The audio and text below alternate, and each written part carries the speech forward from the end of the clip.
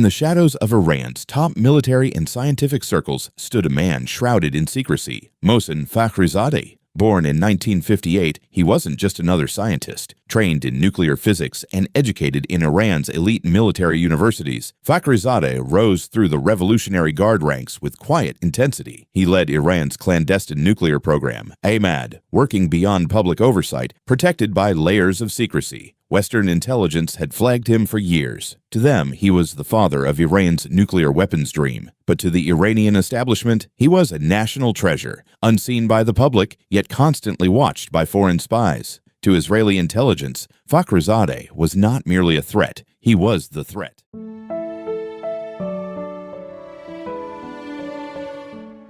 Sanctions slowed Iran's economy, but nuclear research quietly advanced. In 2018, then Prime Minister Benjamin Netanyahu broke decades of intelligence silence and uttered his name on international TV. Remember this name, he warned.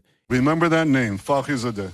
It was more than a statement. It was a death sentence. Within Mossad, a plan began to take shape. A plan to silence the mastermind permanently. Mossad's operations rarely make headlines, but this one would rewrite history. Dubbed Operation Shadow Blade, it was unlike anything attempted before. No agents on site, no drones overhead, just a single truck, a robotic turret, and a sniper operating via satellite link from over 1,000 kilometers away. Why such complexity? Traditional assassinations had triggered regional wars before.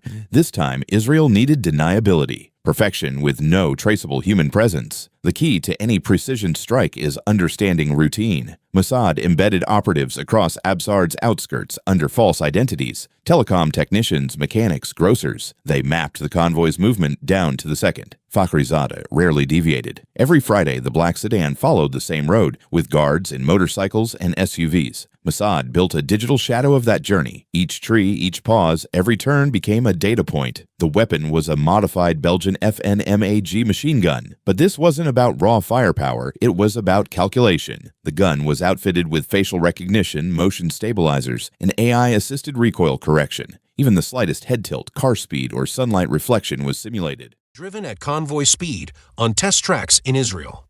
The margin of error, less than 1 centimeter. The gun truck was transported in parts, first via sea, then overland routes, and finally through Iranian collaborators. Reassembled in a small garage by night, the truck was painted, dirted, and disguised as a broken-down construction vehicle. It was parked 2 days before the strike, power source and uplink cables buried underground. It sat silently, cameras blinking invisibly, watching, waiting. Thousands of kilometers away, a Mossad sniper sat in a darkened command room. Through satellite feed, he could see every leaf on the Absard road. He wore VR goggles, held a joystick, and waited. The AI scanned continuously. Facial recognition software ran in parallel. When the green light flashed, there would be no hesitation, only calculated execution. It was Friday. Fakhrizadeh was relaxed. He chatted casually with his wife, perhaps discussing weekend meals or their garden. The sky was unusually clear. The convoy moved with routine precision. No one noticed the blue Nissan parked ahead. No one questioned why it hadn't moved for 2 days. But it was watching. At 2:45 p.m., the gun activated. In 4 seconds, 13 bullets were fired. Each one found its target. Fakhrizadeh's wife was spared. The guard scrambled, but saw no attacker.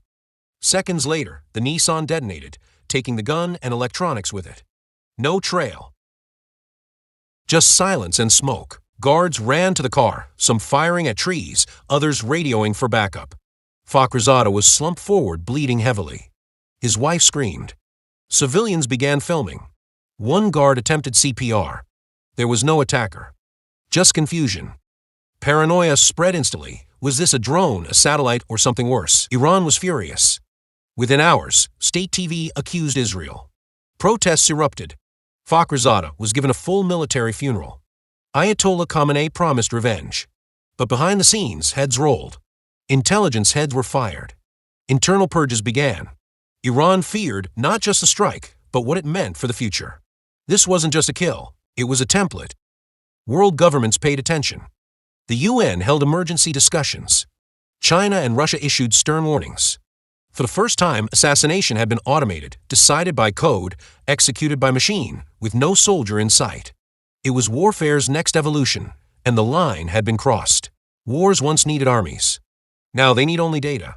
The assassination of Mohsen Fakhrizadeh was not just a geopolitical act, it was a technological milestone.